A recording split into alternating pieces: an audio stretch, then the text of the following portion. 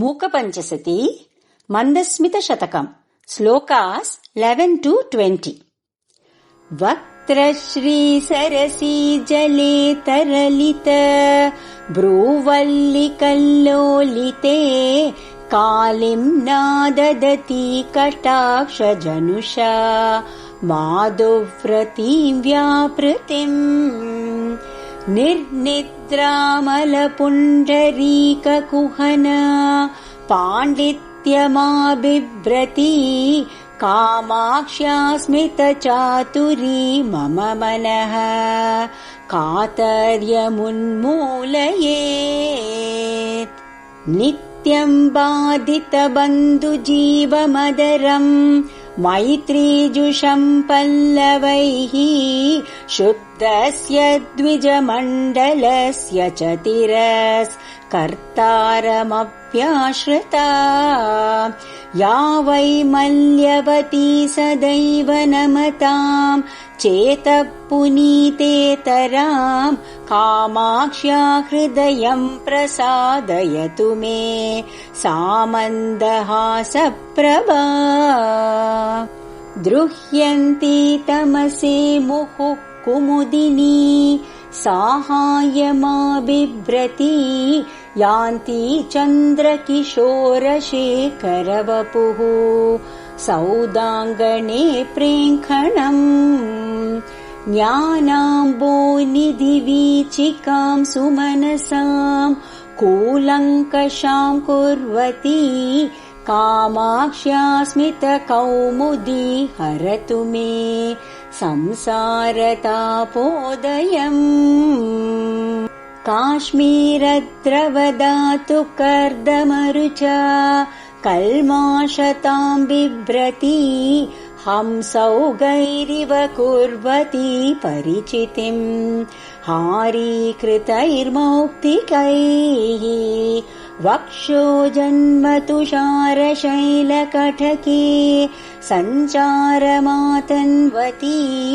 कामाक्ष्या मृदुलस्मितद्युतिमयी भागीरथी भासते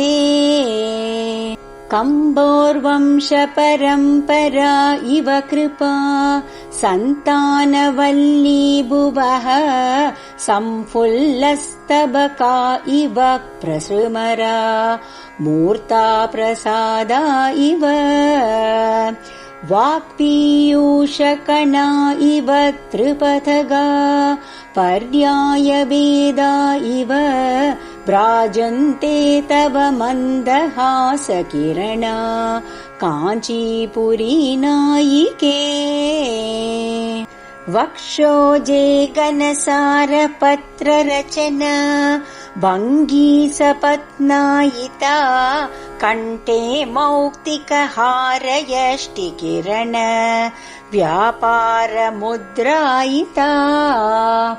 ओष्ठश्रीनिकुरुम्बपल्लवपुटे प्रेङ्खत्प्रसूनायिता कामाक्षी स्फुरतां मदीय हृदये त्वन्मन्दहासप्रभा येषां बिन्दुरिपोपरि प्रचलितो नासाग्रमुक्तामणिः येषां दीन इवादिकण्ठमयते हारकरालम्बनम् येषां बन्धुरिवोष्टयोररुणिमा दत्ते स्वयं रञ्जनम् कामाक्ष्या प्रभवन्तु ते मम शिवो लासाय हासाङ्कुराः या जाड्याम्बुनिधिं क्षिणोति भजतां वैरायते कैरवैः नित्यं या नियमेन याचयत ते कर्तुं त्रिनेत्रोत्सवम् बिम्बं चान्द्रमसं च वाञ्छयति या गर्वेण सा तादृशी कामाक्षी स्मितमञ्जरी तव कथं ज्योत्स्नेत्यसौ कीर्त्यते आरूढारभसात् पुररिपोर् आश्लेषणोपक्रमे याते मातरुपैति दिव्यतटिनी शङ्काकरी तत्क्षणम् ओष्टं वेपयति भ्रुवौ कुटिलयत् यानम्रयत्याननम् तां वन्दे मृदुहासपूरसुषमां कामाक्षि कामप्रदे एकाम्रनाथप्रिये वक्त्रेन्दोस्तव चन्द्रिका स्मितरुचेर्वल्गुस्फुरन्ती सतां स्याच्चेद्युत्तमिदं चकोरमनसाम् कामाक्षि कौतूहलम् एतच्चित्रमहर्निशं यदधिकाम् एषा रुचिं गाहते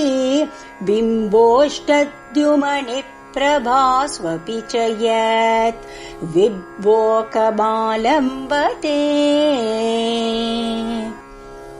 श्रीमात्रे नमः।